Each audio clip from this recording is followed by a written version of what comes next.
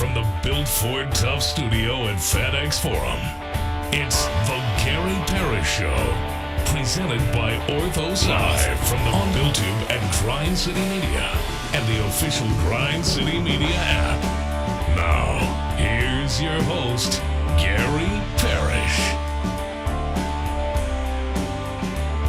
All right, I'm here. My name is Gary Parrish. I'm speaking to you from the Built Ford Tough studio, FedEx Forum, downtown Memphis. Bennett Doyle right there producing the program. Glad he's with me. Glad you're with me. Hope you're getting through the day best you can.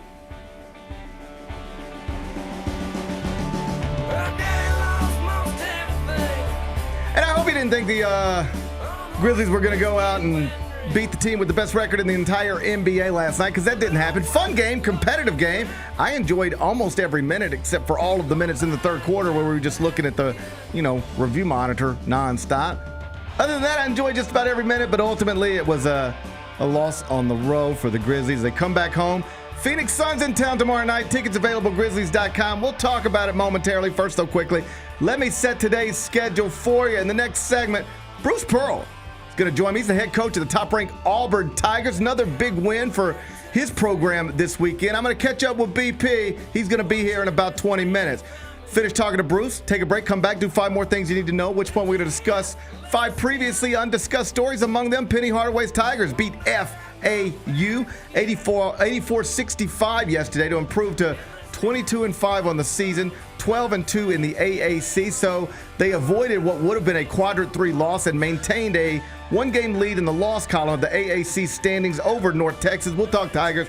We'll do it in about 40 minutes. In the NBA, Joel Embiid was benched Saturday night in what was the Sixers' 7th straight loss. It's a disaster in Philadelphia, and it sounds like the franchise might now pivot into tanking. They're going to look at other options for Joel Embiid's injured body. I'll tell you what we know. We'll do it a little later on in the show. Meantime, the Warriors extended their winning streak to 3 games.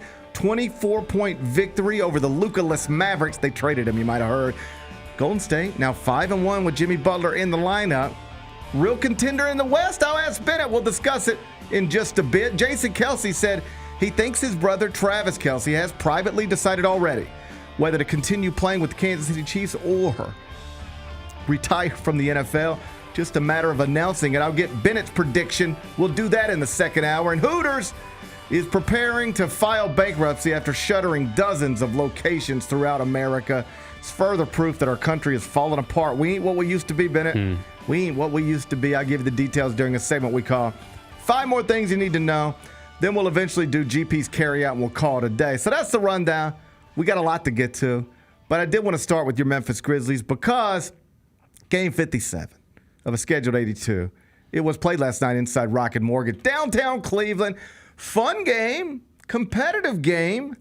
But ultimately, it went the way these games against great teams have often gone for the Grizzlies this season. The final score was Cavs 128, Grizz 123. Let me make sure I've got that exactly right. It doesn't sound right as I'm 129, saying. 123. 129, 123, because I knew that the number at tip-off was 5.5, and the Cavs end up winning the game by 6. Taylor Jenkins noted afterward that he was proud that his team was able to score 123 against the top 10 defense, and I was too. I was too. But 123 is only good enough in basketball if you also happen to keep your opponent below 123. That's the way it works. Yeah, and the Grizzlies did not do that, largely because Cleveland grabbed 22 offensive rebounds that resulted in 31 second chance points, allowed them to get 7 more shots than the Grizzlies in the game, and then win the contest by 6 points. So the updated numbers are this: 37-20 overall, but just 8-13 against the top 6 in the East and the West, 29-7 against everybody else. Like I mentioned last week, if this were college basketball, the Grizzlies would be a team that has a lot of Q2 and Q3 wins, but a losing record inside quadrant 1. If this were college basketball, where it's actually some folks' jobs to dig into records and analyze bodies of works, what those folks would tell you is that the Grizzlies' 37-20 record lacks substance. Lots of wins, but more losses than wins against good teams when you happen to play the good teams. Big Bet Bennett, set the tone for today for me. How are you feeling after last night? Encouraged, because the Grizz went toe-to-toe for 48 minutes with the team with the best record in the NBA on the road, or discouraged because the Grizz played another good team and lost like they usually do? I would say, like, obviously I don't want to lose. And, you know, I'm not going to sit here and act like that it's all positive when they went 1-2 on this road trip, but coming out of All-Star. But the positives that I did see, like, I think they looked a little bit better defensively these past 2 games. Like, I thought that was a positive. Ja looks good. I think that's a positive. I mean, I thought Ja looked good last night. Ja looked different in the past 2 games than he looked in the first game out of the All-Star break. Yes.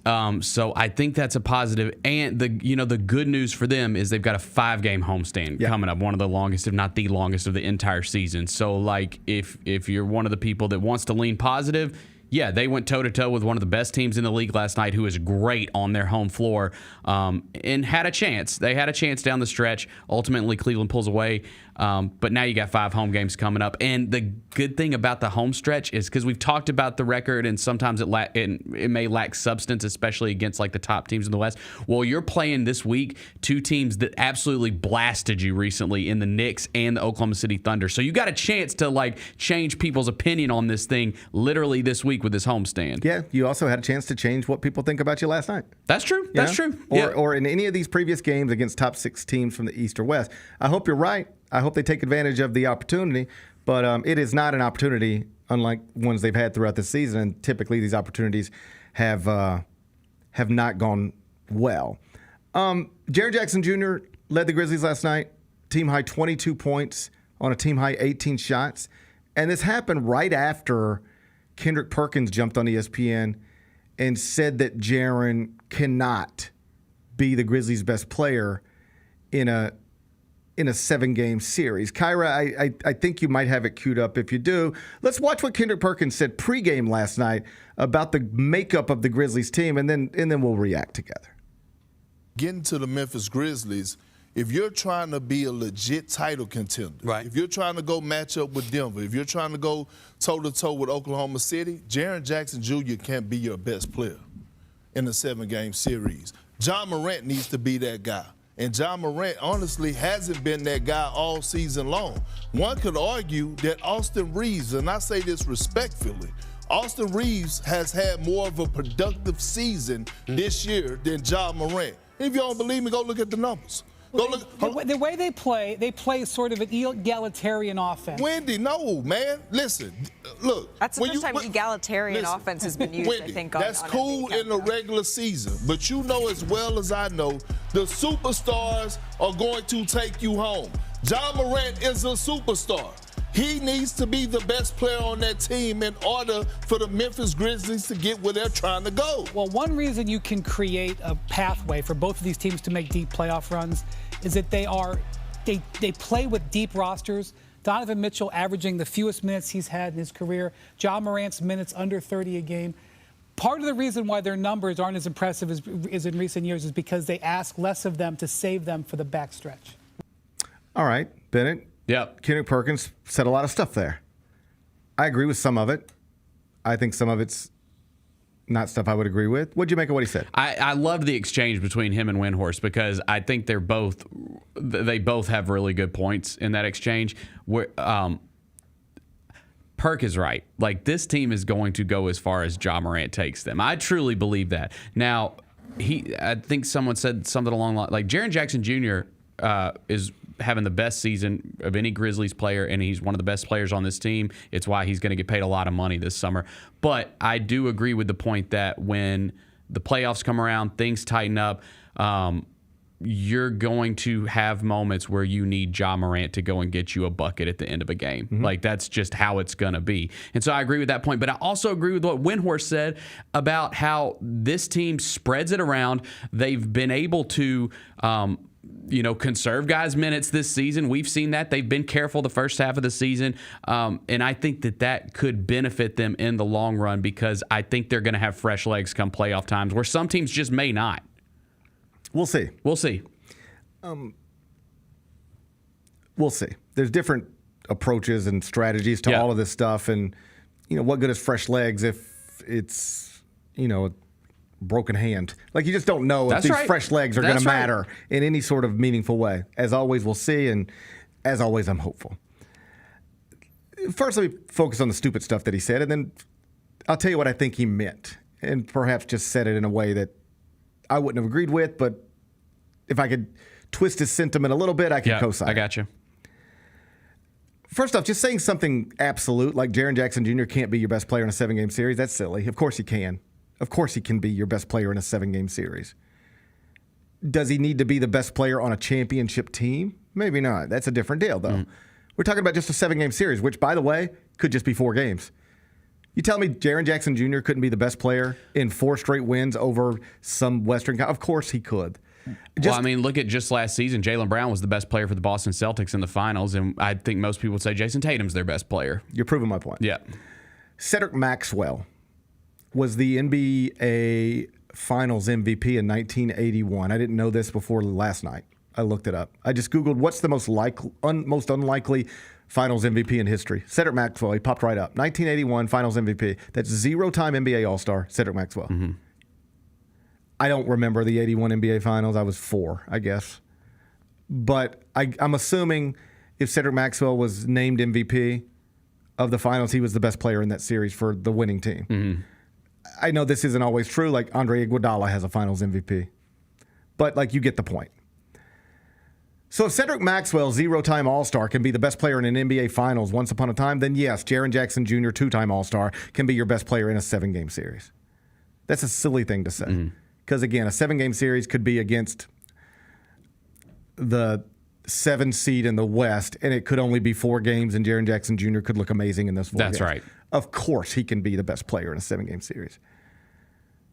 But if what Perk meant, and this is what I hope he meant, is that for the Grizzlies to actually compete with the Thunder, the Nuggets, the Lakers, maybe now the Warriors with Jimmy Butler, to compete with the Cavaliers and the Celtics and those types of teams in the East, if what Kendrick Perkins meant is that Ja Morant has to be great, then I believe that.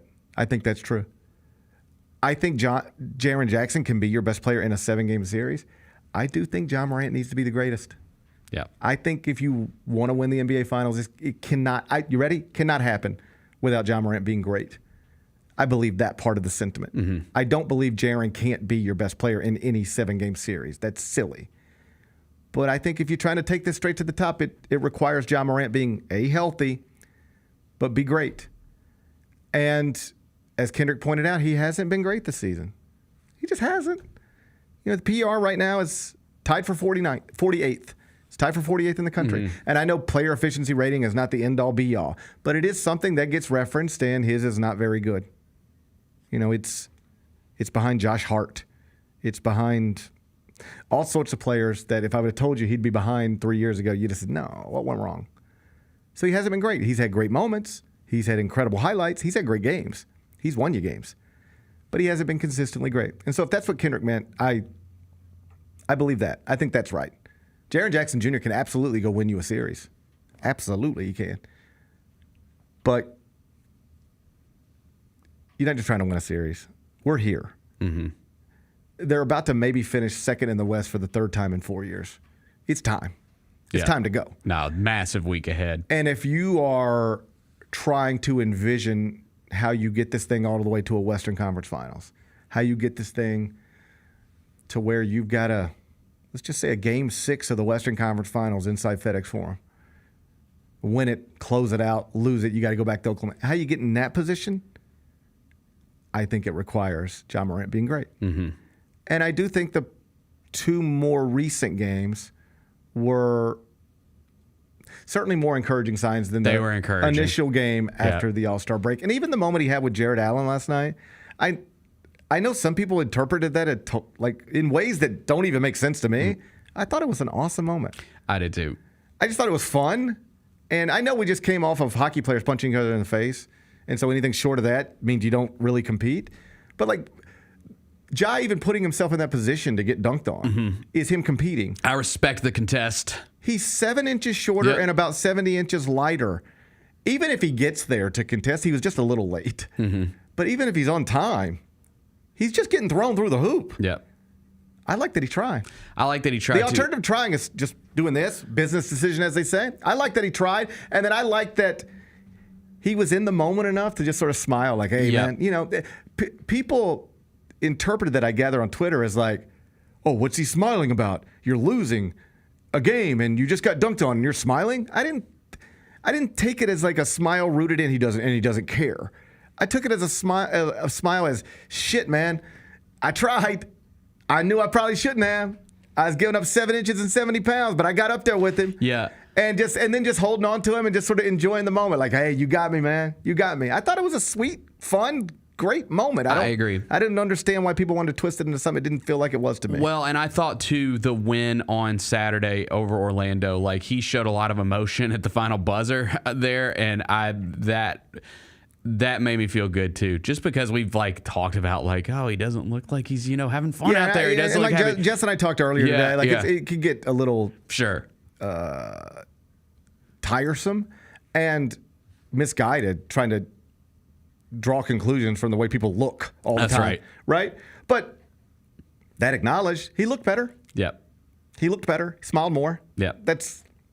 I'd rather see that than the alternative. Me too. Bruce Pearl's up next.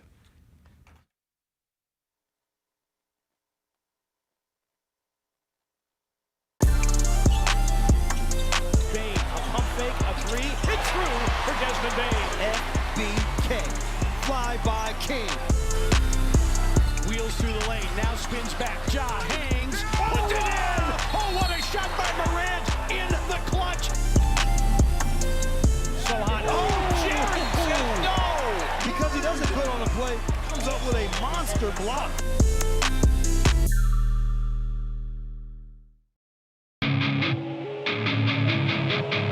Our fans have a huge impact on our ability to play to the level that we're striving for. Drop off, Morant. Oh! Well, you wanted home crowd involvement. I love those moments where you see our guys engaging in the fans, and the fans just get pumped up. They are standing at FedEx Forum. I would hate to be on the other side with the opposition when FedEx Forum's rolling. That's such an unbelievable relationship that our group has with our fans.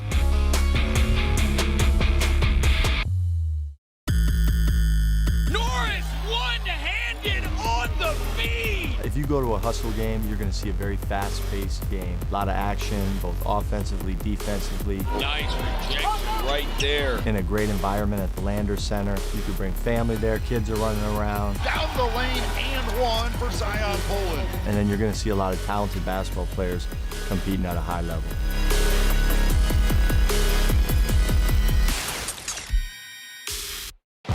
At the National Civil Rights Museum, history moves us forward.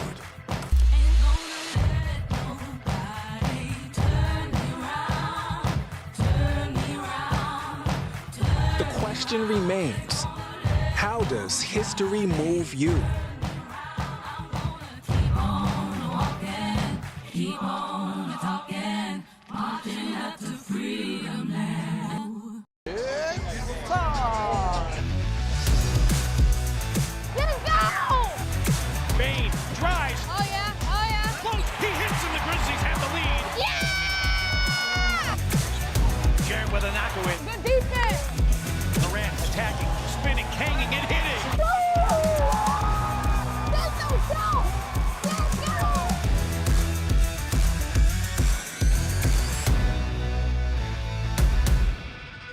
Thanks for showing up, Memphis. Nothing beats catching your Grizzlies IRL, and nobody knows that better than you. So next time you want to hit up a game, Ticketmaster's got your back with tickets to every upcoming matchup. Whether you're catching the Grizzlies at home or on the road, you'll find tickets at Ticketmaster, the official ticket marketplace of the Memphis Grizzlies and the NBA. Keep putting that jersey collection to use and get Grizzlies tickets today. There's no better brag than saying you saw it live. See you courtside again soon, Memphis.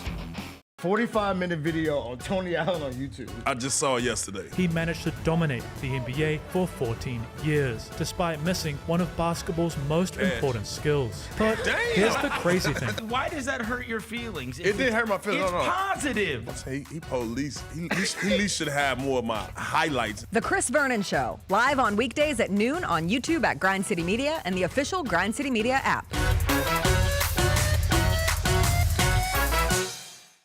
We Good luck did get today. a new shoe that dropped today that we should all be able to get if we want it. Fire. And it's been one people have been waiting for a long, long time. Yep. Asia Wilson. What do you guys think about the shoe? I love it. It looks great. We see people wearing Jaws.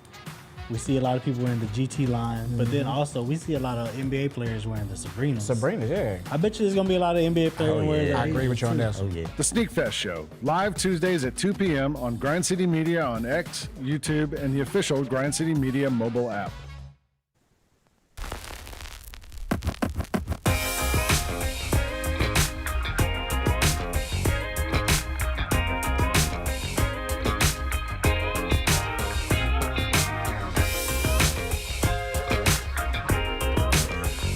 Welcome back, Gary Parrish Show, presented by Ortho South. We're inside the Built Ford Tough studio, FedEx Forum, downtown Memphis. And my next guest, he needs no introduction, but let me give him one anyway. He's the first and only man to lead Southern Indiana to a Division II national championship, the first and only man to take Milwaukee to a Sweet 16, the first man to take Tennessee to the Elite Eight, and the first and only man to take Auburn to the Final Four. And now his Tigers are ranked number one in the CBS Sports Top 25 and 1 for the 48th consecutive day, and they are on track to win what is not only the toughest league in America, but could go down in history as the toughest league in the history of college basketball. I am, of course, talking about Bruce Pearl at Auburn, and he joins me now. BP, it's Gary. How you doing, man?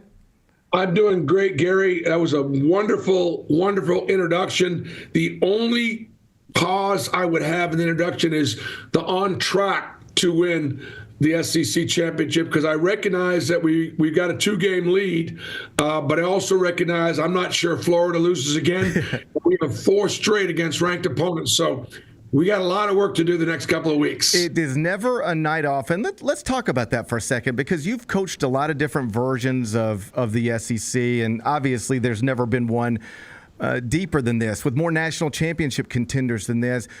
Based on current projections, the league could get 13 teams in the NCAA tournament. No league has ever put more than 11. What's it like been coaching in this game after game, week after week? And are you surprised, frankly, that you barely lost?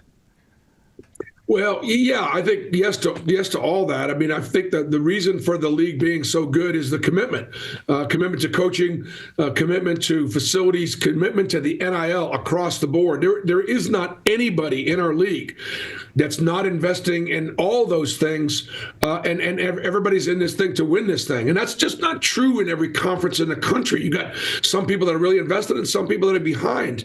And so as a result, we have, obviously have a chance to make history. What is it like? Obviously, it's a grind. It's a physical grind. It's a mental grind. And we won't know until the NCAA tournament whether this grind is going to pay off, because we'll be battle tested, or whether or not it's going to be a situation where we're just, kind of worn out. I think the last question I have is because not only is the league really good, it's also really physical. And when you get into the NCAA tournament and they start blowing the whistle a little tighter, all that physicality and all that contact that, that we experience and allow to let kids play through all that, which I think is the right way to do it. And all of a sudden you get the tournament and they start calling that whistle a little differently. Is that going to be a problem for our league? It's interesting because I think when you talk about being properly prepared for the NCAA tournament or worn down for the NCAA tournament, whatever your opinion is, you can find something to draw from it. Like for years, Memphis wouldn't be tested in, say, CUSA, but I watched Memphis play in a national title game. Or Gonzaga not tested in the WCC too often, but I watched them go all the way to the title game. Then I've seen teams that have been incredibly tested, lose in the first round of the tournament, and all of this can go vice versa. Do you have an opinion on what's best? Because you are in a situation where if this goes as planned, you should be the 1 seed in the SEC tournament and should be playing on Sunday, Selection Sunday in the SEC championship game. Is that good or bad for your team? Well, there's a lot to that unpack there, Gary, and I'm gonna equate it to football, because I think that I'll get beat up for this a little bit, but top to bottom, the Big Ten in football is not as strong as the SEC in football. You just go to Mississippi State when they're having a bad year, and half your kids are in the hospital when you leave the game. I mean, it is every single night. I thought our SEC football teams were exhausted. You look at Ole Miss's schedule and what they had to go through, the incredible grind. Now, you're at Ohio State, or you're at Penn State, 2 teams that got deep into the playoffs, so on and so forth. Obviously, Ohio State was a championship. They only had 2 or 3 games on the entire schedule that were like about 7 or 8 games for Ole Miss or Alabama or Auburn or any of the SEC teams. And I think those football guys were exhausted.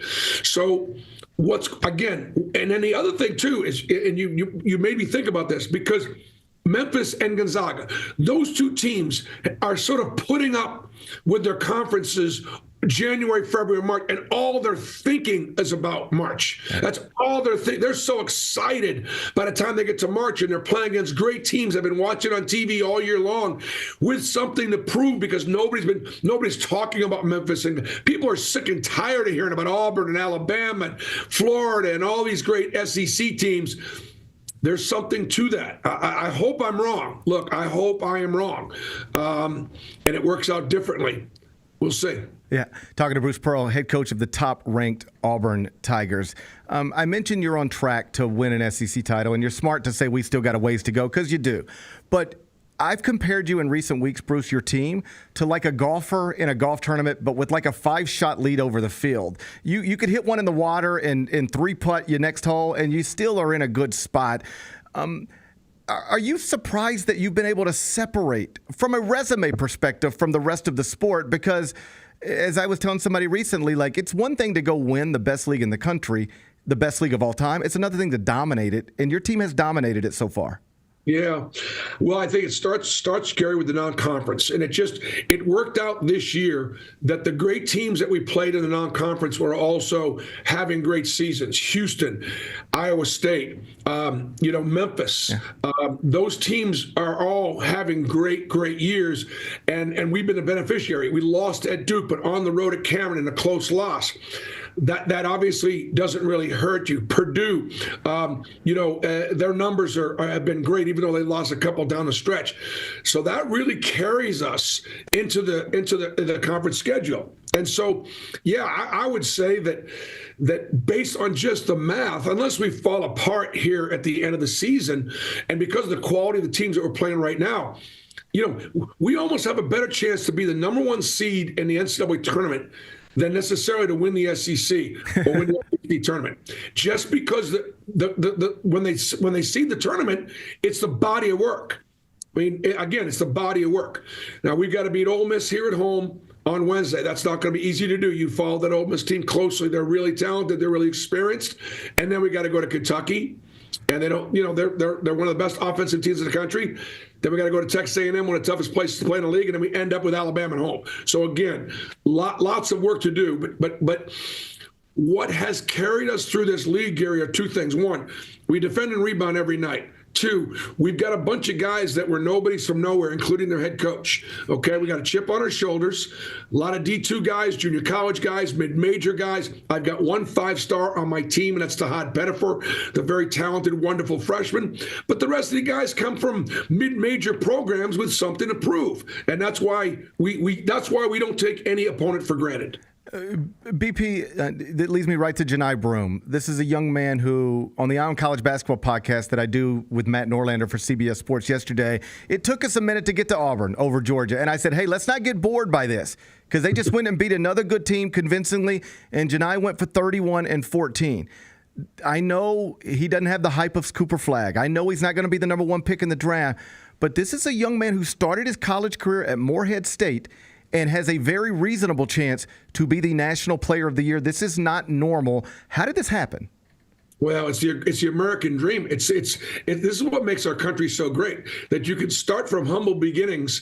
And again, a young man that wasn't even good enough in high school to make a decent shoe company team in the summertime in AAU ball. And so he goes to Morehead State, and what he does, he takes advantage of the opportunity, live in the moment, do the best you can with what you got, and you got a chance to be recognized for the next step. So what he do? He goes to Morehead State, he becomes the best player in the OVC, and helps Morehead State win. We get him at Auburn, his first year. That's a big jump from Morehead State to the SEC. He wasn't fast enough. He wasn't quick enough. He didn't move well enough. Well, all he does he's all SEC. His second year, he's All-American, and now his third year, he's running for obviously the Player of the Year. The difference in that race, I think, right now is simply the body of his work. If we have 14 quad 1 wins And he's a huge part of what that's all about. He's our leading rebounder. He's our leading scorer. He's our leader in block shots. And he leads us in assists as a power forward. That just tells you what an incredibly valuable player he is. And in my running, if we continue to win and close this thing out, he is the player of the year in college basketball. You and I have never talked about this, but just sort of thinking through it, I assume you can relate to his story a little bit. You were at Southern Indiana for a long time. You didn't get to Power Conference basketball till the age of 45.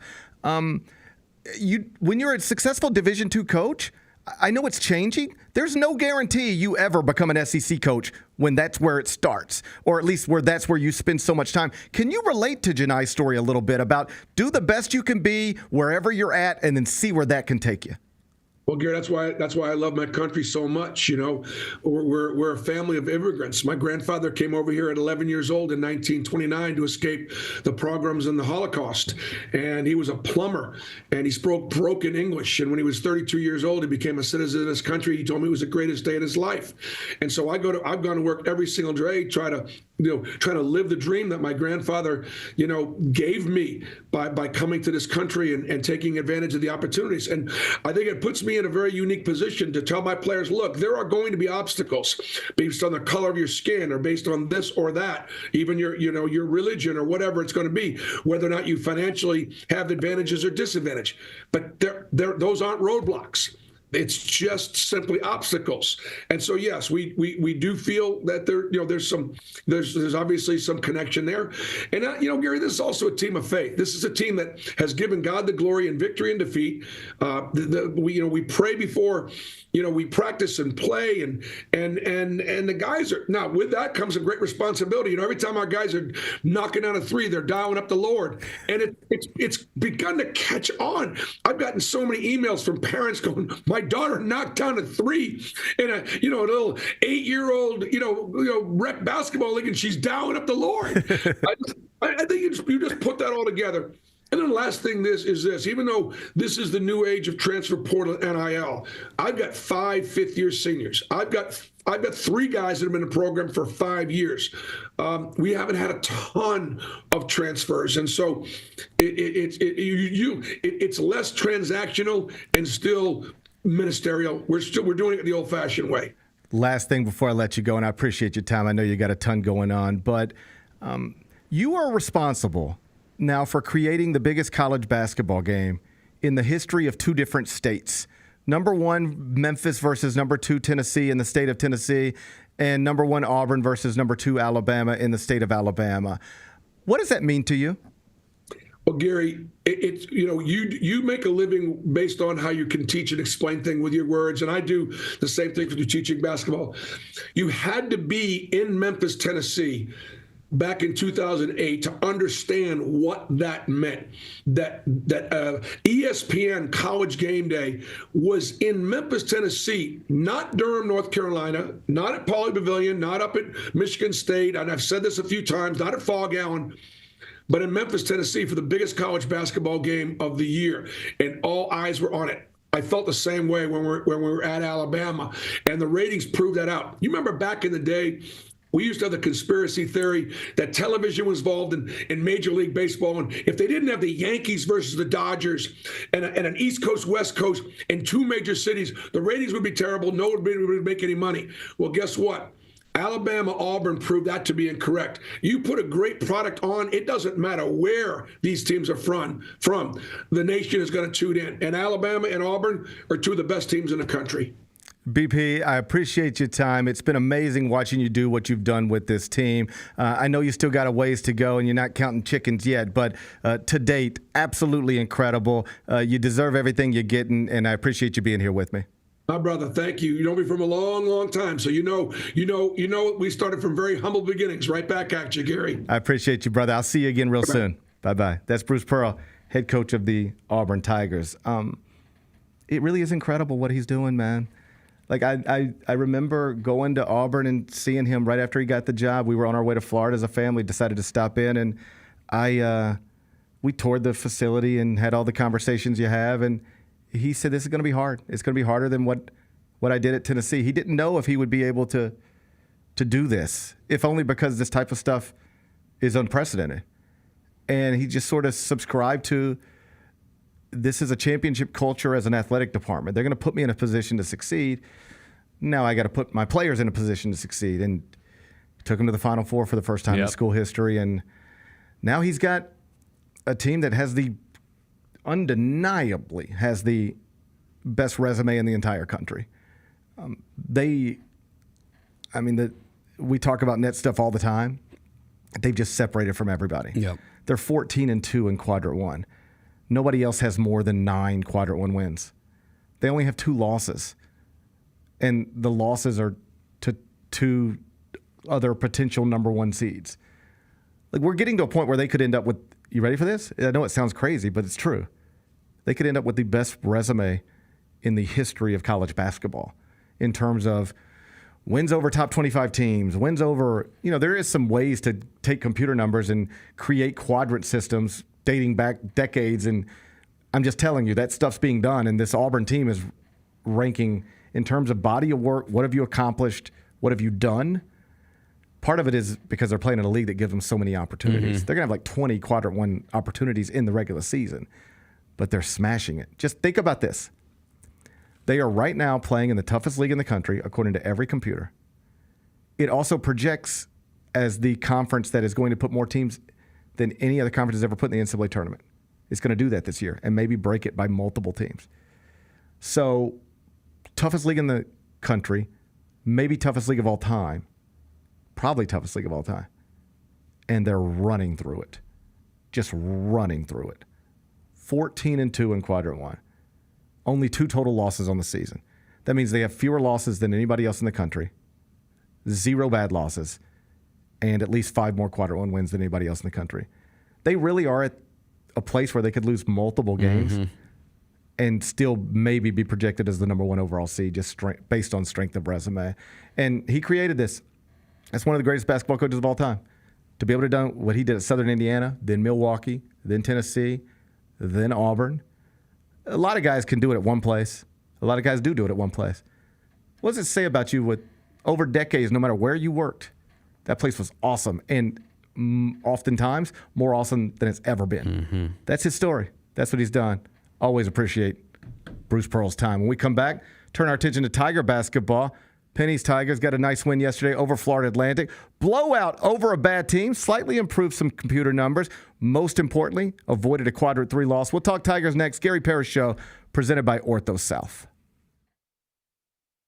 What teams do you think, other than Chiefs and Eagles, you think are going to be teams to reckon with next season? I think the Ravens, the 49ers, the Bills, the Lions. I think the Falcons are going to be good next year. Well, y'all have had like 4 straight losing record seasons. So. Yeah, the question is, like, can you just get like 2 guys on defense? Like they scored 38 against the friggin' Panthers and lost the last week of the season. Like, you got to get some stops. The Odds Couple, live at 2 p.m. on YouTube at Grind City Media and the official Grind City Media app. We got Southern Heritage Classic news. Mike, Tennessee State out. Where do you think the Classic goes from here? Is this a thing that sort of dooms this Classic, Southern Heritage Classic? I don't ever bet against Fred Jones. I don't count Fred Jones out. You have to have the event. You have to continue to have the weekend, and a football game has to be part of it. Get all of your HBCU sports and culture news by tuning in to HBCU Huddle with CJ Hurt and Mike Wallace. New episodes drop every Thursday on grindcitymedia.com, YouTube, and Spotify. Fake a 3, it's through for Desmond Bain. FBK, fly by King. Wheels through the lane, now spins back. Ja hangs, puts it in. Oh, what a shot by Morant in the clutch. So hot. Oh, Jared says no. Because he doesn't put on the play, comes up with a monster block.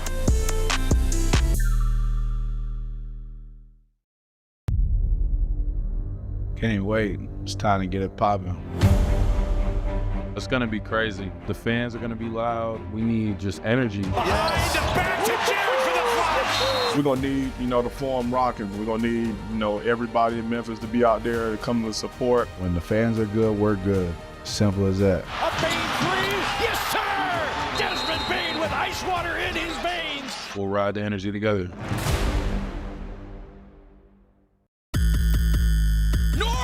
One-handed on the feed. If you go to a hustle game, you're going to see a very fast-paced game. A lot of action, both offensively, defensively. Nice rejection right there. In a great environment at the Lander Center. You could bring family there. Kids are running around. Down the lane and one for Zion Poland. And then you're going to see a lot of talented basketball players competing at a high level.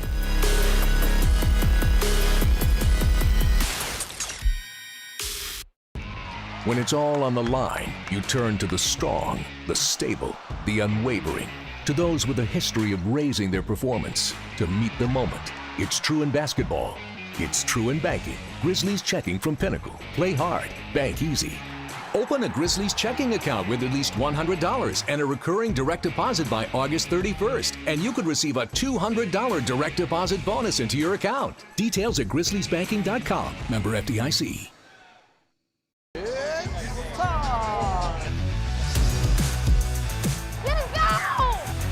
Bain drives. Oh yeah, oh yeah. Close. He hits and the Grizzlies have the lead. Yeah!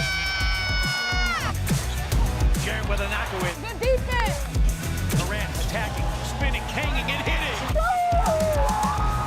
Let's go! Let's go!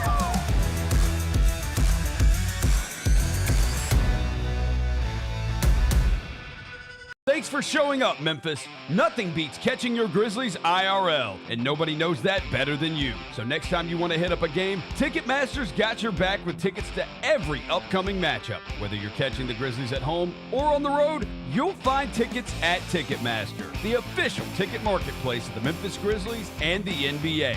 Keep putting that jersey collection to use and get Grizzlies tickets today. There's no better brag than saying you saw it live. See you courtside again soon, Memphis.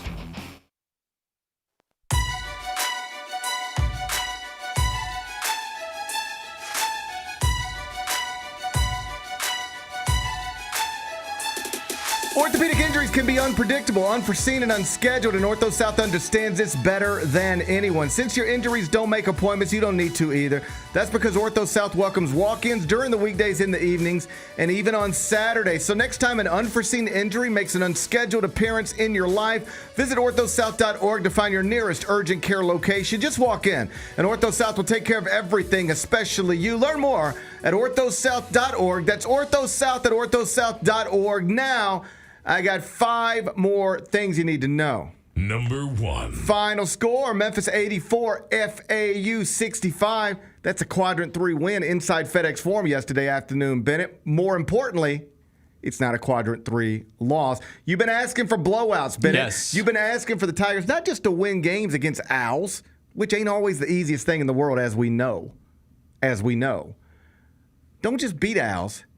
Beat Owls badly. Beat Owls by double digits. Cover your number. You proud of your Tigers yesterday? I was, man. That was just, stress-free. It was an enjoyable performance. Everything about that was good stuff. I like why mess around with that team? You're clearly way better than them. I know that they had won some games recently, but come on, just blast them at home. Blast the Owls at home. Yeah. Like you're supposed to do, Owls. Tigers are never supposed to lose to Owls on basketball courts or, I think, in any walk of life. Name one walk of life where an Owl should defeat a Tiger.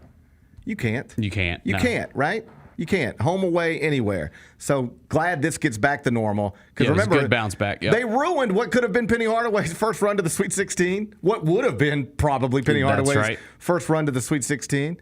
So payback comes yesterday inside FedEx Forum. Chris Douglas Roberts, honored. Nice to see him, wasn't it? That was so cool, man. I'm obviously a huge fan. I went to the U of M while that whole era was happening, and so it was awesome to see him get that moment. And I've talked to him since he's come back a few times and stuff like that, and I'm telling you, man, I know people, you're like, oh god, he's kind of wild. He's a different dude. He's a different dude. He's one of the nicest guys I've ever met in my life. He is a genuine guy, and I was super happy for him. And I love the fact that he said, he didn't want his jersey retired because he wants all those guys to have that moment together from that 2008 team.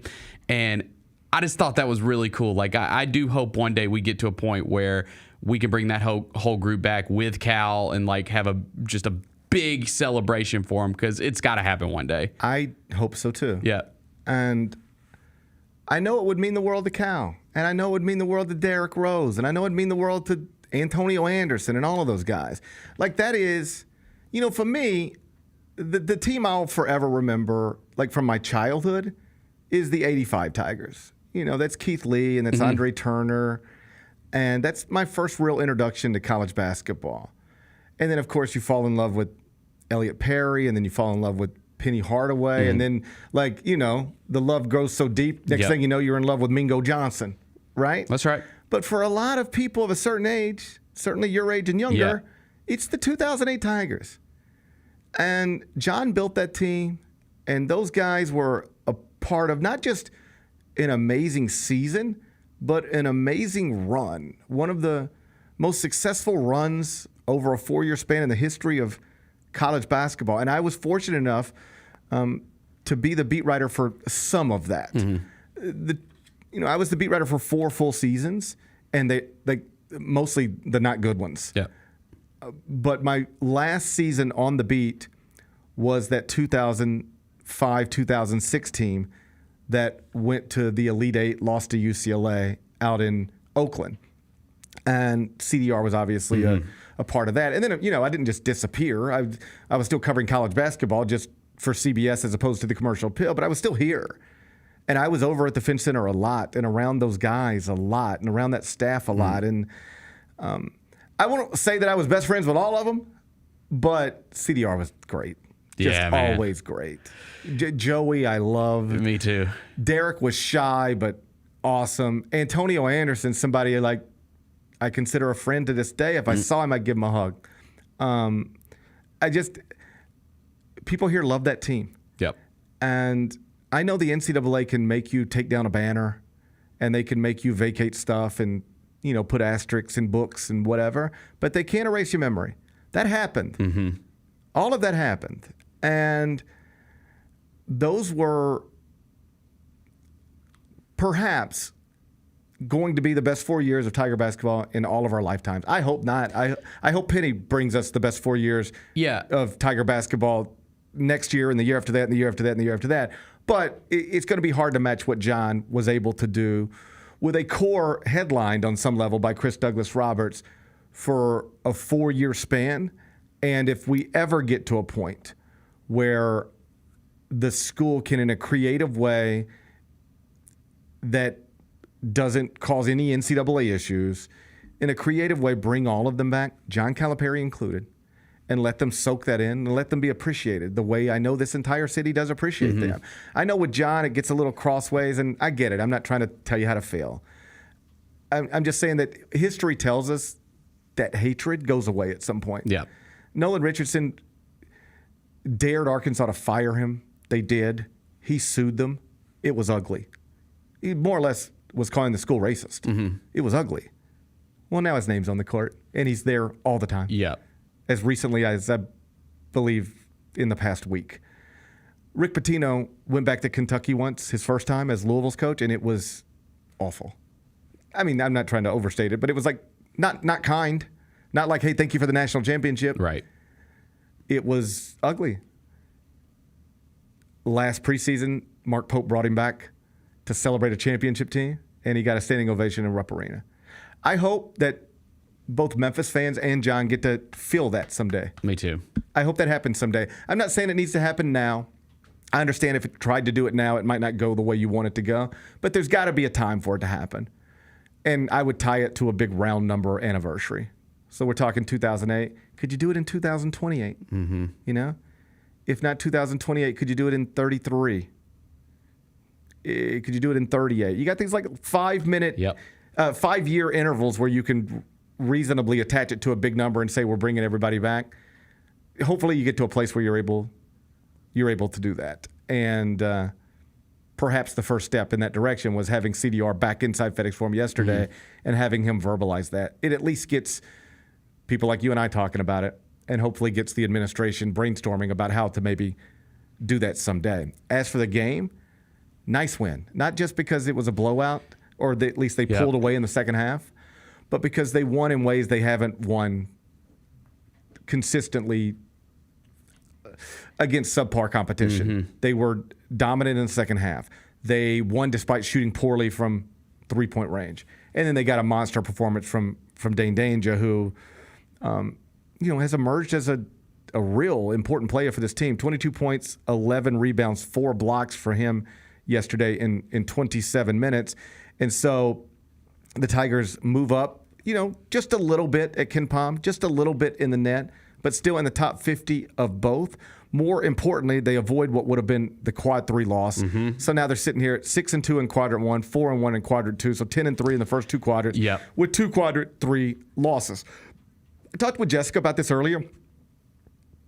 Penny had sort of made an offhand comment late last week, like expressing frustration about being projected as a 6 seed in the NCAA tournament. And I get it. I get being frustrated, but I don't know that the frustration is rooted in a reasonable place. Like, your resume just sort of is what it is at this point. It's, where I would have Memphis right now? Like, I could tell you in the top 25 and 1, I have Memphis right now 24th. Okay. Do the math on that.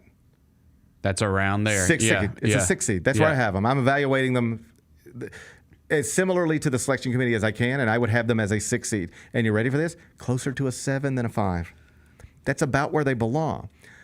And so you could be frustrated by it, but the reason it's there is because of the quadrant 3 losses. The reason it's there is because you just, you've got a Temple loss on the resume. You've got an Arkansas State loss on the resume. You were coming off of a loss to a Wichita State program that has some nice history, but team that is outside of the top 120 of the net. So while discussing his frustration, Penny said something along the lines of, if we were undefeated, I still think we'd be a 6 seed. And I don't think he meant that literally, because obviously that wouldn't be the case. But do you know what Memphis would be if it were undefeated? Ranked number 1 in the country? Like literally number 1 in the AP poll? Right. Literally number 1 in the coaches poll. I can't speak to the predictive metrics because those are weird sometimes. But if Memphis were undefeated, just know this. Memphis would be number 1 in the AP poll, number 1 in the coaches poll, number 1 in the top 25 and 1, and the number 1 overall seed in every projected bracket done by a person with a brain. Everyone. You want to know why? They would be undefeated. Let's just start there. They'd have a 0. Auburn has 2 losses. They'd have 0 losses. They would have 8 quadrant 1 wins, which would put them 3rd in the country behind only Auburn and Tennessee. But they would have quadrant 1 wins over, you ready? Auburn, which is about to win the toughest league in America, the SEC. Right. And Michigan State, which is projected now to win the 2nd toughest league in America, the Big Ten. So what would Memphis be if it were really undefeated? Not a 6 seed. Literally the number 1 overall seed. You would be undefeated with 8 quadrant 1 wins, including victories over Auburn and Michigan State, the projected SEC and Big Ten champs. You'd be the number 1 overall seed. There's not a bias in here. There's not an anti-Memphis thing in here. There's not even an anti-AAC thing in here. It's just your resume is your resume. And a 6 seed is about where you belong right now. And so the trick going forward, they're not going to be able to improve on this much, Bennett. Okay, so there's not. I don't think there's not anything they can do to get up to like a 3 seed now. I think the thing that you're rooting for if you're a Memphis fan is UAB to keep winning, because a win at UAB could look decent come Selection Sunday. And I think you're hoping that you run into North Texas in possibly like a conference championship game. Sure. I think that could help you because they keep winning. I mean, those are the only 2 teams, right, in your league that can give you possibly anything at all. Yes. Nothing else can give you anything. Everything else can only kill you. That's right. That's right. So I think you're rooting for both of those teams, and hopefully maybe you see North Texas late in the conference tournament. And by the way, we keep talking about and Memphis is the best team in the AAC, and Penny's going to be the AAC Coach of the Year, and I still think both of those things are true. But they have not separated from North Texas in the standings, really. That's right. I mean, they're right there. Yeah. Memphis is 12-2. North Texas is 11-3. I mean, North Texas is 1 game back of Memphis in the loss column. So this ain't done yet. It's not. They are clearly the best team in the league, but they have not separated. It's a little bit like the A-10 in the sense that VCU is clearly the best team in the A-10, but George Mason is tied with them. Yeah. In the league standings.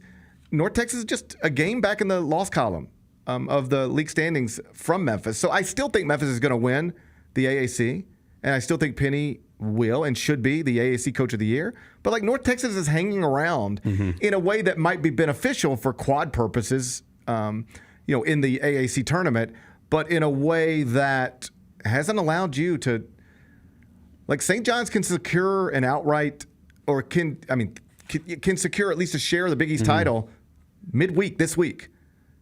Memphis can't do that in the AAC. They have not separated like that quite yet. So nice win yesterday. But any complaint about seeding or rankings, I'm just telling you, I'm not saying I'm the best at it. I'm just telling you, nobody spends more time looking at this than I do. Literally, nobody spends more time looking at the best 30 or 35 resumes every single day. I do it every day of the season, literally every day. A 6 seed is about where Memphis belongs right now. It just is. Number 2. Oh, they got problems in Philadelphia. Yeah, man. Let's talk NBA for a second. Ooh. So the Sixers lost again. They are spiraling in the Eastern Conference standings. And then Shams Charania reports last night that the organization is now going to take a new approach to Joel Embiid's knee. And like whatever they've been trying to do, it's not working. And the comments from Nick Nurse yesterday were almost sad. I know. Because we have gone from this place where people are frustrated with Joel Embiid. Like, yo, man, why are you... Because he announced, I'm not playing back-to-backs. And it's just... Right. It's sort people of... roll their eyes. It played into the narrative of, like, why can hockey players punch each other in the face, but you can't play a back-to-back? Right? Like, what's wrong with you guys? So that's where we were for a while. Like, people were banging on Joel Embiid. Remember, there was the big story at ESPN.com or somewhere where it was like, sources inside the locker room says he's never on time. And it was like... He got suspended because he approached a reporter. Maybe this was a Philadelphia thing. Mm-hmm. It's flipping a little bit now, where people aren't frustrated by Joel Embiid as much as they are just like disappointed that this is what it is. Because the quotes from Nick Nurse yesterday were like, he's giving us everything he has. I don't know what you guys know, but I'm telling you, this man's hurting. Mm-hmm. He's not the player he was. And it's not because he's not. It's not because he's lacking desire or motivation or he just cannot do it. His body is failing him. And this has got a chance to be the next Penny Hardaway story, Grant Hill story. How old do you think Joel Embiid is? I mean, he's younger than you think. I was going to say maybe 30. He's 30. Yeah. He feels like he's 47. I know. You know, I think because I've seen a lot of this lately with that. Like, if he does need knee surgery, they should probably go ahead and do that. Like, they're not going to win anything this year. It's time to shut it down and go. This is the other thing. Yeah. They're about to pivot to tank mode and try to add another star. Try to add another piece. Like, this is their goal now. All right, this is over. Now, what is priority number one? Get Joel Embiid as healthy as we can get him by any means necessary, starting now. So he'll be as ready as he can be by next season. And pivot into tanking, so maybe we luck in and we can add to a Tyrese Maxey, Joel Embiid core. Paul George, then we can add. Oh, he's been terrible. Paul George. I mean, he just has. But maybe we can add a Cooper Flagg. Yeah. Maybe we can add a Dylan Harper. Maybe we can add an Ace Bailey. Maybe we can add another star. Like, this is the way the Spurs might end up going this direction too. Like, all right. God. We wanted to try to win fair. with Wemby and Chris Paul and Pop, but Pop's out, and that was announced this week, and he's not coming back this season. Right. It sounds not great. Yeah. It doesn't sound great. But now Wemby's hurt. Okay, this is not ideal, but now let's just pivot into tanking, and maybe we can add what if you had a Cooper Flagg to go with a Victor Wembanyama? Woo! Oh, they will. I mean, they're going to. I'm resigned to that. They're going to get the number 1 pick and draft Cooper Flagg. That's happening. Get ready. One last thing on this, and I don't believe this at all. I don't subscribe to this at all, but just in the spirit of devil's advocate. What if Philadelphia would have traded Joel Embiid a few years ago, and when they tried to explain it, they said, hey, listen, we know he's coming off of an MVP. We know he's great, but go look at how much time he's missed. He was great in this MVP season, but he's missed a lot of time, and we don't think he takes care of his body and we don't believe that investing hundreds of millions of dollars in him going forward is a great investment because we see this guy every day, and we don't think it's going to hold up. They would have been killed for that. Would they have been wrong? I think, man, I mean, obviously revisionist history. I think in the moment, they would have been absolutely killed. I agree with you, but would they have been wrong? Probably not. That's something to think about when you think about this Luka Doncic stuff. What's it going to look like in 3 years? I think it's stupid. Right. There is no way I would have done it. There is no way I'll ever agree that it should have been done in that moment. But it is possible they end up on the right side of this, strictly because if the player can't play and you don't have hundreds of $1 millions locked up in him, that's probably a good thing for you. Yeah. I don't know, man. He looks good right now. I know it. He looks good right now. I want to be very clear. Yeesh. Trading Luka Doncic will be the dumbest thing Nico Harrison ever did, and it will go down in history as one of the dumbest things any front office member has ever done, and it will be the thing that is his legacy, and it will follow him forever and haunt him forever. But if you want to know how he could end up on the right side of it, how a dumb decision could end up looking smart, how hitting on 18 could actually get you 21, even though it was stupid to hit on 18. It's what if Luka Doncic just cannot keep his body together the way Embiid can. All right. We'll see. Anyway, mess. Number 3. Hey, the Warriors won't stop winning. Oh, yeah. Jimmy Butler thing looks like it's working. It's. I mean, I thought it would. I don't think anyone thought it was going to make them worse. Well, they're now 5-1 since Jimmy has entered the lineup. And the thing that's more interesting to me than that record, because you can find a 6-game stretch with almost anybody where somebody can go 5-1, and it doesn't mean something sometimes. The way they're talking, like Steve Kerr's like, no, we're different, and the fans can see it. You know, like this is a different basketball team now. I mean, you got 3 Hall of Fame guys, not necessarily all in their primes, but you do suddenly have a big 3. Mm-hmm. You got 3 future Hall of Famers in your starting lineup. Yeah, and I think a real chance to see them in the playoffs too. Like if they stay in that play-in, they'll win the play-in. Come on. Well, you can look at the standings. You can call them if you want. Yeah, but you can then stay in too. But then go to FanDuel and look at odds to win the Western Conference as of this moment. You ready? Oklahoma City is the favorite, obviously, at -125. After that, it's the Denver Nuggets at +500. After that, it's the Lakers with Luka and LeBron at +700. Because they're moving up, yep. Then it's the Grizzlies at +1100. So the Grizzlies have the 4th best odds to win the West. And then it's the Warriors at +1700. Yeah, I think that makes sense. Yeah. So it's this is what I always thought they should do. I don't want to be in long-term business with Jimmy Butler if I'm the Grizzlies. But if I've got Steph Curry aging out of this, but still great right now, I want to push all in for now. I ain't worried about tomorrow if I'm Golden State as much as I'm worried about now with Steph Curry still operating at a high level. They pushed, they went for it, and so far, so good. Number 4. Jason Kelsey has been quoted as saying he believes Travis, his brother, has made up his mind about whether he's going to retire or continue playing for the Kansas City Chiefs. Just a matter of announcing it. I think that's probably true. I think Travis Kelsey knows what he's going to do. What do you think he's going to do? I think he's going to come back, but I don't know if he's going to go through like a training camp, but I think he's going to come back. I think he'll play this season. I don't know what he'll do, but if I were talking to him, here's what I would say. If he said, I think I'm going to come back, I would say, why? Why do you want to come back? And if he said anything along the lines of, because I don't want it to end like this, I would say, don't come back then. If that's the first answer, you don't need to come back. Because what you should have said is, I want to come back because I want to play football. If you're coming back to change the ending, that's a fool's errand. Because you ready? Probably won't end as well as this bad ending just was. Right. You know how it probably ends? You come back next season? Maybe you're hurt in week 8. Done. Maybe you lose in the second round of the AFC playoffs. Like the idea that you just automatically go to the Super Bowl every year is not true. Right? I mean, if you're them. Your quarterback gets hurt. You ain't going to the Super Bowl. That's right. To invest all of this energy and time and stuff into something you don't really want to do, but you're just trying to change the ending? No way. Mistake. Mistake. Buddy, if I ask you what do you want to do, you need to tell me you want to play football. If that's not the first thing out of your mouth, you don't really want to play football. You just want to change the way the story ends. Yeah. You probably won't do it. Ask Tom Brady how the story ends. Ask Michael Jordan how the story ends. If you want to play football, like if you can't wait to get up and go to the facility tomorrow, that's great. That's a great sign. But if you don't really want to go to the facility tomorrow, but you have to because you want to change the ending of your story, you need to walk away from football. I really do think that would be the advice.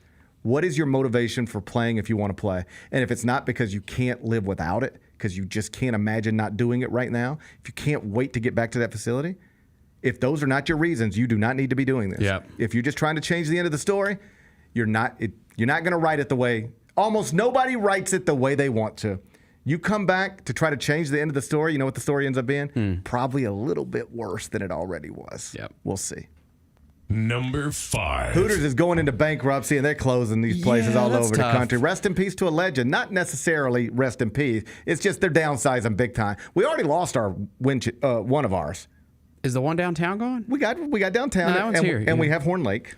Dude, but the one on Winchester, rest in peace. Okay, now the one from my youth was because White Station played all their football games at Halley Stadium, and there was one like right across the street, right, like down Mount Moriah. Yeah, I think that's where we're talking about. Was that it? Maybe that's the same one or not the same one, but I know which one you're talking God, about. that Hooters was awesome. We used to go there in high school all the damn time before and after games. You can't tell me nothing. Those good times, man. When's the last time you were at a Hooters? It would have been the one downtown, and it would have just been like for lunch. Well, I mean, why else would you go? Okay, Bennett, lunch at Hooters. Lunch at Hooters by yourself, you did that? No, I wasn't by myself. It was like meeting people. Lunch at Hooters by yourself is creepy behavior. But this would have been years ago. Of course. Yeah. Yeah. Would you feel comfortable just walking in? Like me and you, if I said, hey, Bennett, let's go get lunch. Let's go to Hooters. Would you feel comfortable doing that today? Yeah. I think I would too. Yeah. But the days of just like going and playing golf, there was a time in my life where I was like, yeah, let's go to Hooters and see what's popping, right? You know? Yeah. Well, I think there was some Hooters numbers in my phone. Well, I ain't trying to brag, Bennett, but if you think I never had Hooters numbers in my phone, now I know. you're This out is of story your number mind. 5. I got you. You're out of your mind if you don't think I had a Hooters number in my phone once upon a time. They've all been deleted, obviously. It was a great institution. It served a purpose over the years, Sure but did. I think we've just matured as a society, and we're times are changing. Times man. are changing. Times are changing. Here's what I actually think. The actual reason that if you read about it, here's what they'll tell you: competition increased. Once upon a time, if you wanted to be a man of a certain age and go to a restaurant and see young women in tights and cleavage, and they would flirt with you and they would act like they care about what you're doing. Oh, tell me about your back nine. Yeah. Tell me how you were on the back nine. They'd act like they care about what you're doing. It used to only be Hooters. That's if you wanted a young woman to ask you how you putted today, you had to go to Hooters, and she would enthusiastically quiz you about your putting technique. Because that's how you get the big tips, right? Mm-hmm. Oh, isn't this young woman so cool? She's beautiful, and she cares about how I putted. No, she doesn't. No, she doesn't. It was just Hooters. That's where we had to go. Hey, let's go to Hooters, get some fried pickles. We'd always talk about how good the fried pickles were. Yeah.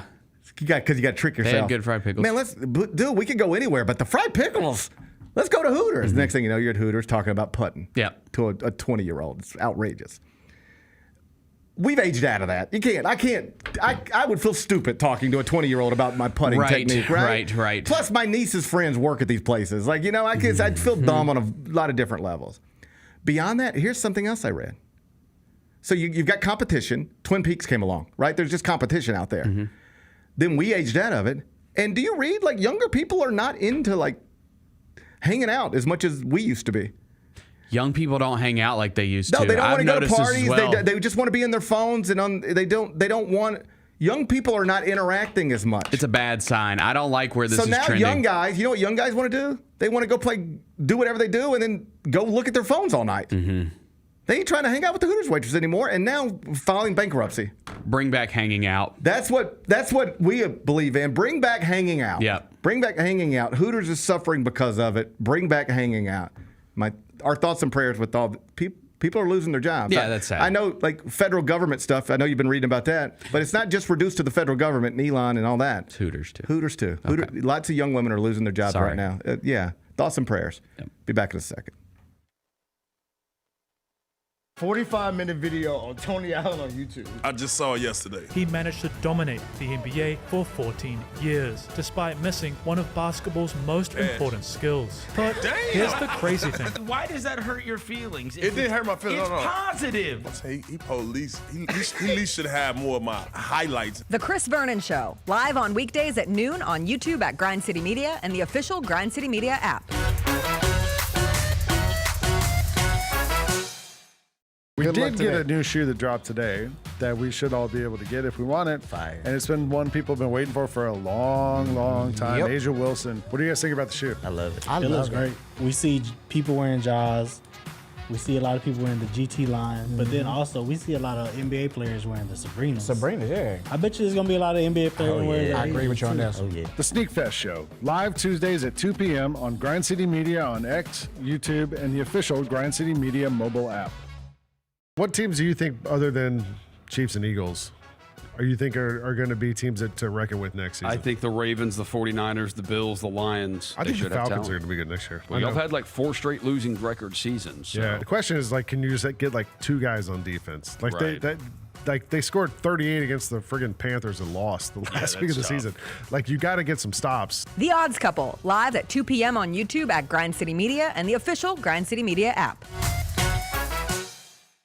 We got Southern Heritage Classic news. Mike, Tennessee State out. Where do you think the Classic goes from here? Is this a thing that sort of dooms this Classic, Southern Heritage Classic? I don't ever bet against Fred Jones. I don't count Fred Jones out. You have to have the event. You have to continue to have the weekend, and a football game has to be part of it. Get all of your HBCU sports and culture news by tuning in to HBCU Huddle with CJ Hurt and Mike Wallace. New episodes drop every Thursday on grindcitymedia.com, YouTube, and Spotify. Grizzlies fans know it's the team that gives you the edge. Big River Steel does too. And much like the Grizzlies have recruited legendary talent, we want you to be part of our team. Are you ready to be part of something legendary? Then visit www.bigriversteel.com. That's www.bigriversteel.com.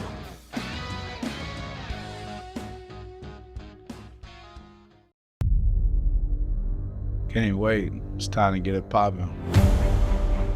It's going to be crazy. The fans are going to be loud. We need just energy. Back to Jerry for the flush. We're going to need, the form rocking. We're going to need, everybody in Memphis to be out there to come to support. When the fans are good, we're good.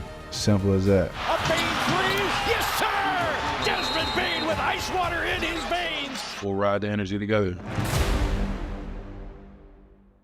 Kroger shoppers and Grizz fans, one exclusive last-minute discounted ticket deals texted straight to you during the Grizzlies 2024-2025 season. Sign up with the new Kroger Buzzer Beater deal. Fans can sign up by texting Grizz to 636-479 or visit your local Kroger store in the Delta Division and scan the QR code. By signing up, you agree to receive recurring automated promotional and personalized marketing text messages from the Memphis Grizzlies. Consent is not a condition of any purchase. Message frequency varies. Message and data rates may apply.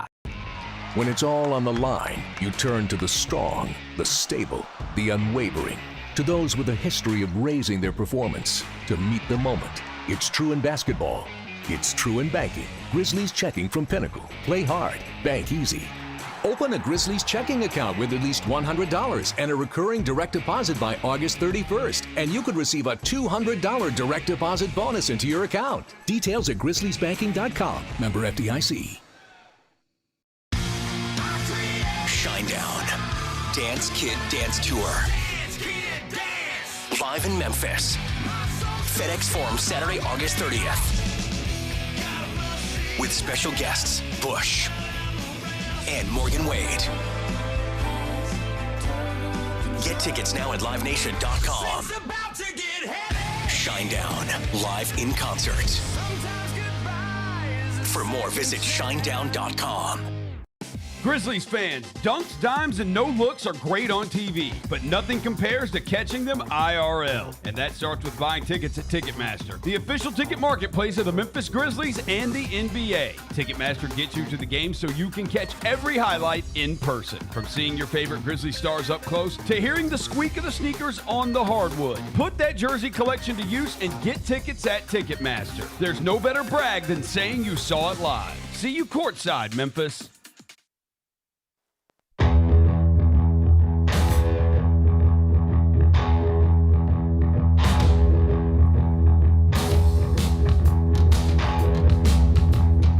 Welcome back, Gary Parrish Show, presented by Ortho South. We're inside the Built Ford Tough studio. The SAG Awards were last night, Bennett. Yes, they were. Streaming on Netflix. Did they get lost on Netflix? Let's start there. Did you even know this was happening until it was happening? Buddy, I watched the entire thing from start to finish. My bad. Are you kidding me? I apologize for even asking. This is award season, brother. I understand.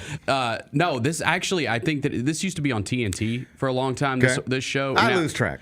Here's the thing, is me and my wife were arguing about it, and I was like, I bet that they got more viewers last night than they probably ever have before, because the thing is people just go to Netflix, right? Everybody's on Netflix. Everybody just goes to Netflix That's looking for stuff to watch. You just get in bed and you're like, all right, let's see what's on Netflix. That's right, and that's the first thing you see on the homepage last night is this is live right now. Yeah. So I bet they got just random viewers last night besides all the people like me that just had to tune in from start to finish. But it was good. I had a good time. Yeah, I didn't see all of it. I'll acknowledge up front I didn't see all of it. I was bouncing around, focused on Grizz-Cavs. But then when Grizz-Cavs was over and I could all right.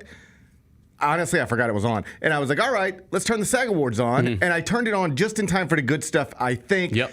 The first thing I saw was Best Actor nominations. Yep. And they're going to give the award out. And Timothée Chalamet wins for his portrayal of Bob Dylan, making him the youngest Best Actor SAG Award winner in history. Yes. In history. And then he stepped up to the microphone and delivered what I thought was an incredible speech. Did you enjoy the speech? I loved it, yeah. I loved it. I'm a big fan, yep. I'm a big fan. Every time I see this guy talk, I'm more of a fan of him than I was before he started talking. And that ain't usually the way I am with most people. Yep. But he's terrific in every way. It's a little long, so bear with us, but I think there's important stuff in here. I genuinely, hand to heart, paused it, rewound it, and got my kids in there, and I said, hey, I want you to watch it, because they did see the Bob Dylan movie in the theater, so they're familiar with the whole story. But more than that, I wanted them to hear what he had to say. So, Kyra, if you got it queued up, let's watch Timothée Chalamet talk for a minute. And the actor goes to Timothée Chalamet.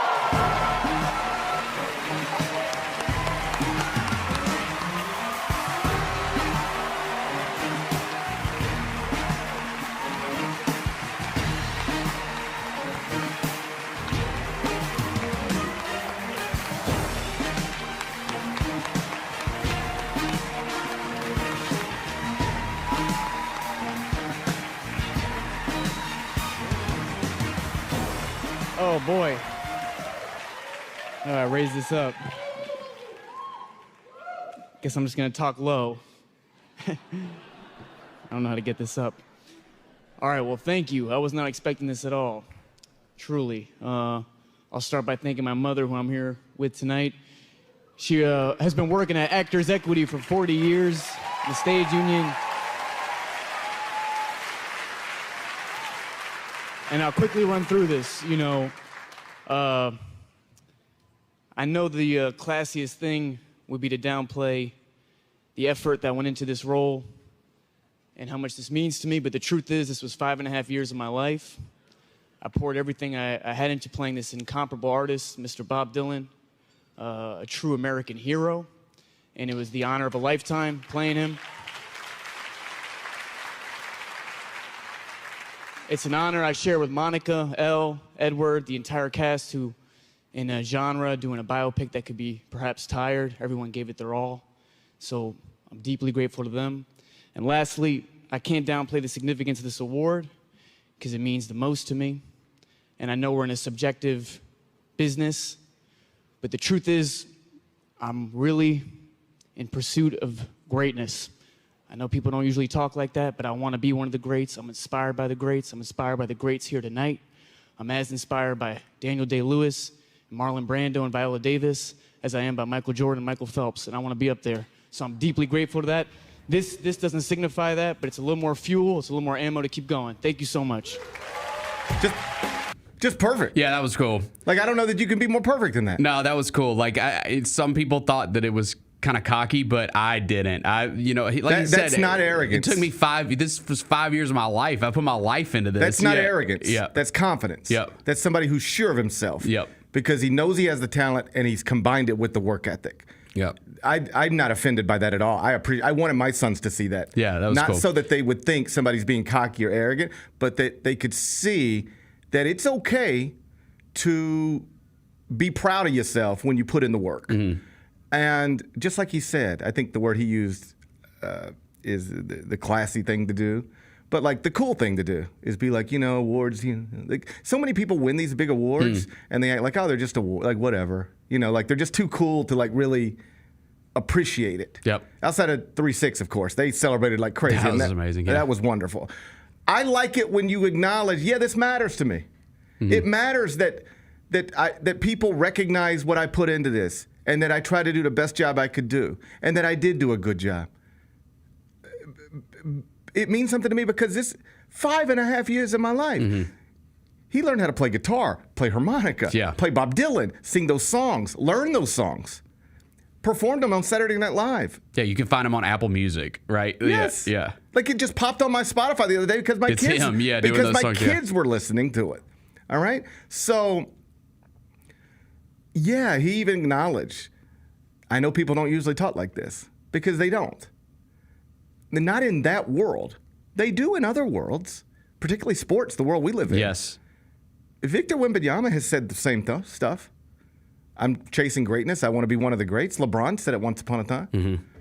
We do this in sports. We recognize amazing talents, and we say, man, if they got the work ethic to go with it and no vices that get in the way, then we really could be looking at something special. So if we can appreciate when Wemby identifies himself as somebody with amazing talent and the work ethic to be great, and we go, ooh, okay, let's go. Then why would anybody be offended by Timothée Chalamet? Because here's the truth. By all accounts, and I'm not an actor or a film critic, but by all accounts, he has the talent. Nobody argues. He's immensely talented. You can't even get the roles that he gets unless you're immensely talented. So he's immensely talented. Then he has like the accolades to back it up. Okay, cool. You're talking about you want to be one of the greats, but like, is there anything to suggest you're on the right path? Yeah, like lots of stuff. Yeah, he's nominated for. He's stars in 2 of the Best Picture nominees this year at the Oscars. Yeah, there's that. Yeah, he is nominated for Best Actor at the Academy Awards for the second time in his career at the age of 29. That makes him the 3rd youngest ever to get multiple Best Actor nominations. And the youngest to do it since James Dean. Mm-hmm. I don't know how much you know about James Dean, but like most his shit's in black and white. That's right. You know what I'm saying? He's great. Rest in peace. Mm-hmm. But that was a long time ago. He becomes last night the youngest SAG Best Actor winner in history, passing Nicolas Cage. Nicolas Cage won it at 32. Mm-hmm. I'm assuming for Leaving Las Vegas. I believe that's right. Yep. And Timothée Chalamet gets it done at 29. So there is a lot of data to support. Like this guy is on path to be one of the greats, and he seems to seek out roles that allows him to do that.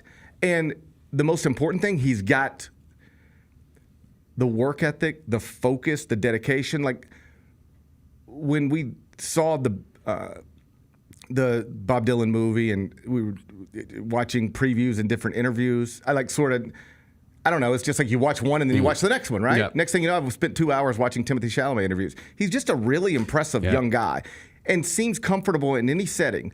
Like he's cool, but also thoughtful and smart.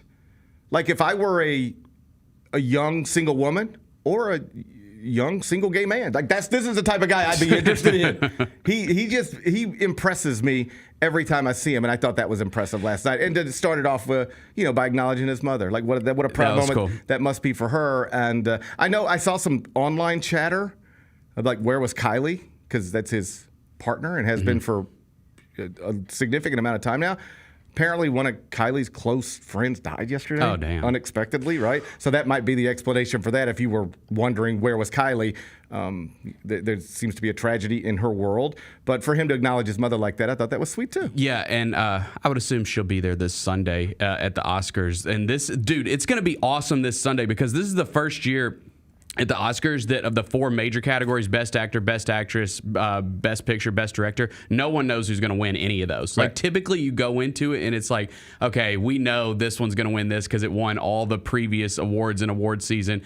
This one, we have no idea. Because we have, like, Best Picture, we've seen Amelia Perez win and we've seen Conclave win. Yep.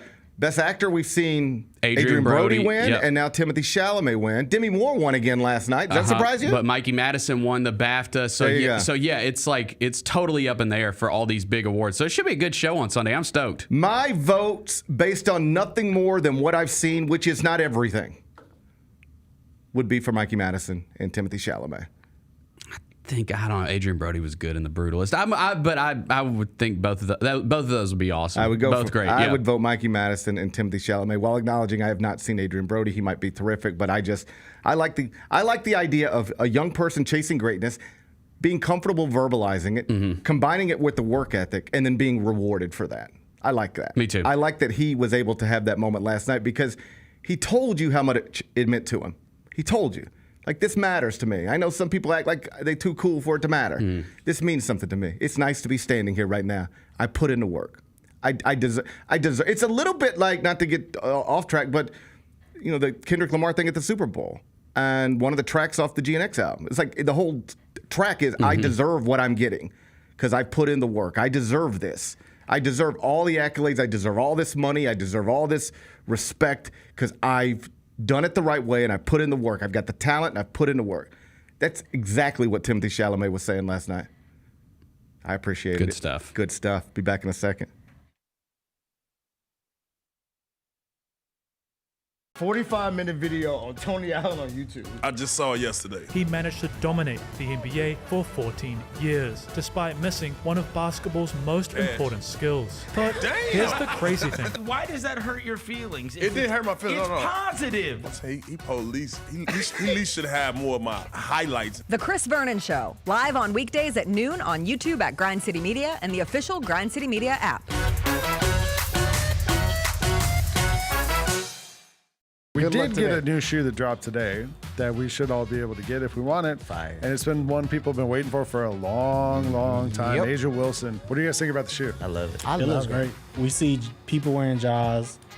We see a lot of people wearing the GT line. But then also we see a lot of NBA players wearing the Sabrinas. Sabrina, yeah. I bet you there's going to be a lot of NBA players wearing that. I agree with you on that. Oh, yeah. The Sneak Fest Show, live Tuesdays at 2 p.m. on Grind City Media on X, YouTube, and the official Grind City Media mobile app.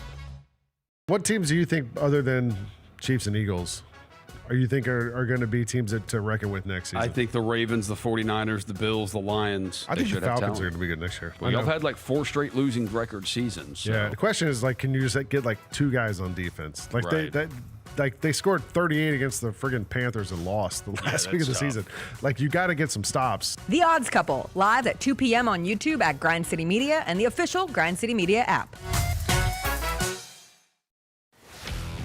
Let's face it, there's a lot of trash talk in basketball, but the great teams let their performance do the talking. Like Ford F-150 with Pro Power on board, a class-exclusive industry-first feature that turns your truck into a mobile generator and leaves the competition speechless. Ford F-150, official truck of the Grizzlies. Greatness starts here at your Mid-South Ford dealer. Class is full-size pickups under 8,500 pounds, GVWR. Our fans have a huge impact on our ability to play to the level that we're striving for. Drop off, Durant. Oh! Well, you wanted home crowd involvement. I love those moments where you see our guys engaging in the fans and the fans just get pumped up. They are standing in FedEx Forum. I would hate to be on the other side with the opposition when FedEx Forum's rolling. That's such an unbelievable relationship that our group has with our fans. Kroger shoppers and Grizz fans, want exclusive last-minute discounted ticket deals texted straight to you during the Grizzlies 2024-2025 season? Sign up with the new Kroger Buzzer Beater deal. Fans can sign up by texting Grizz to 636-479 or visit your local Kroger store in the Delta Division and scan the QR code. By signing up, you agree to receive recurring automated promotional and personalized marketing text messages from the Memphis Grizzlies. Consent is not a condition of any purchase. Message frequency varies. Message and data rates may apply. There's no substitute for experience, the knowledge gained from having been there before, and the passion to share what you know to make everyone around you better. It's true in basketball. It's true in banking. Grizzlies Checking from Pinnacle. Play hard. Bank easy. Open a Grizzlies checking account with at least $100 and a recurring direct deposit by August 31st, and you could receive a $200 direct deposit bonus into your account. Details at grizzliesbanking.com. Member FDIC. Shinedown. Dance Kid Dance Tour. Live in Memphis. FedEx Forum, Saturday, August 30th. With special guests, Bush and Morgan Wade. Get tickets now at livenation.com. Shinedown, live in concert. For more, visit shinedown.com.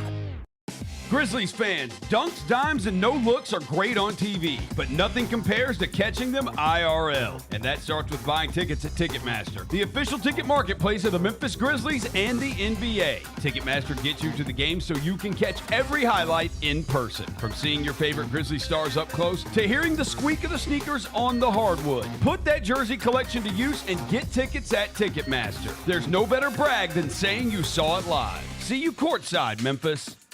They say main event Jey Uso was going to open the show. So they said they're starting to hear rumbles around the plaza level of Jey Uso. They're getting the crowd together to build up the main event Jey Uso entrance. Hey,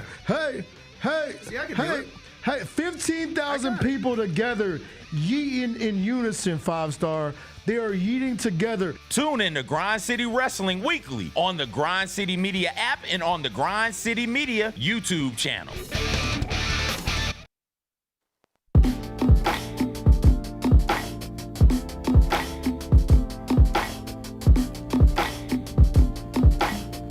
Welcome back, Gary Parrish Show, presented by Ortho South. We're in the Built Ford Tough studio. Let's wrap this up with GP's Carryout. It's time for GP's Carryout. One final segment filled with stuff to take with you. It's not everything you need to know, but it's most of it. What did we learn today? Whole bunch of stuff, but we mostly focused on your Memphis Grizzlies. Tough loss last night in Cleveland. Fun game, competitive game. Yep.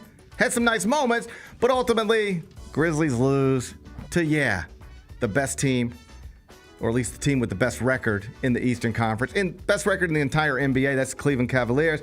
Nothing embarrassing about that, but it does reinforce a narrative that has been created that, the Grizzlies are 37-20, and that's awesome, all things considered. Like, genuinely is.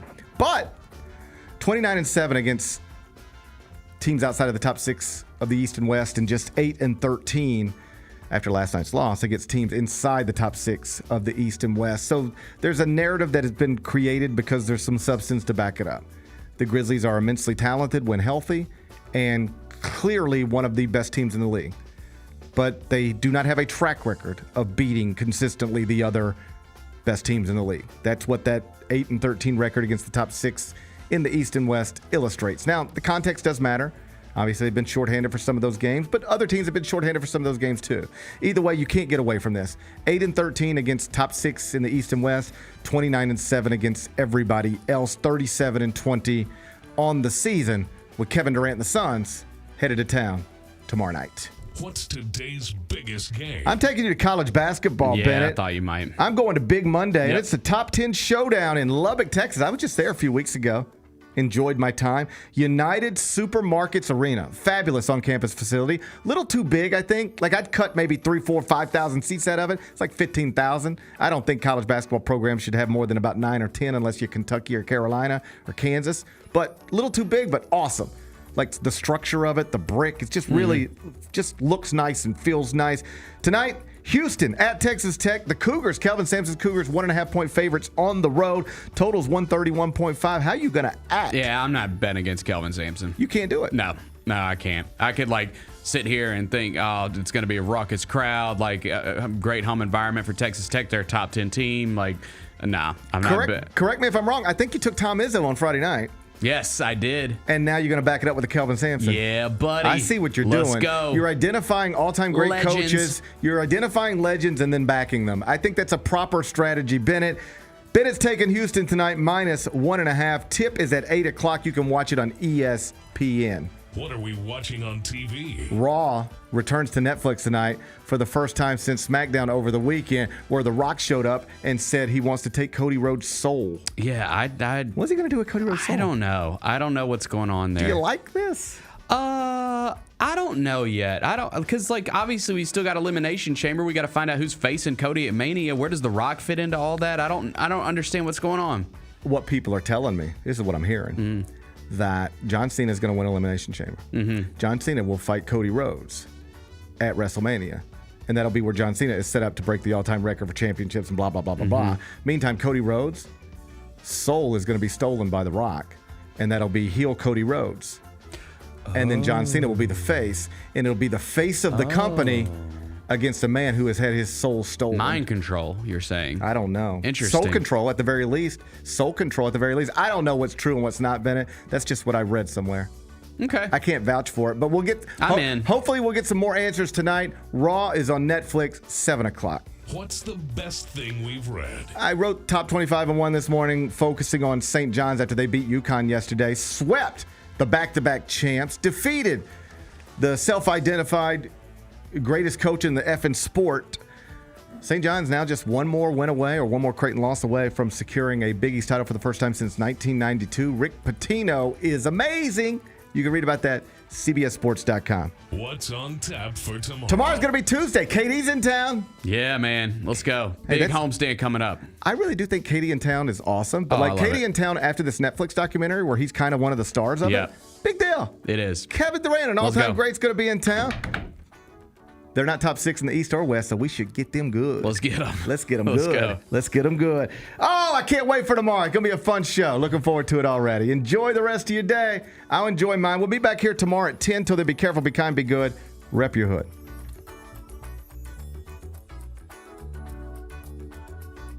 Where will Aaron Rodgers play? Gosh. God, I can't believe we're doing this again. You know who it's going to be. Oh. Tennessee Titans. Tighten up. Oh, no. You know they're going to do it. You know they're going to do it.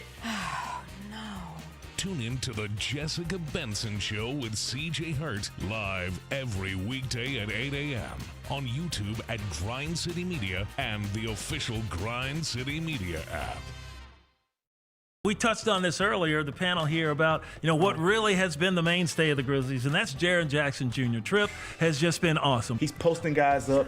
He's stronger than he's ever been. He's physical, and he's scoring all type of ways. Hey, Grizzlies fans, be sure to tune in to Grizzbeat, where the panel and I break down all things Grizzlies and take a look at the rest of the NBA as well. The show is live every Wednesday, 2 p.m. on YouTube at Grind City Media and the official Grind City Media app.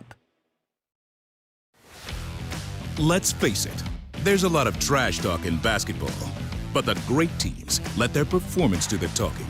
Like Ford F-150 with Pro Power on board, a class-exclusive industry-first feature that turns your truck into a mobile generator and leaves the competition speechless. Ford F-150, official truck of the Grizzlies. Greatness starts here at your Mid-South Ford dealer. Class is full-size pickups under 8,500 pounds, GVWR.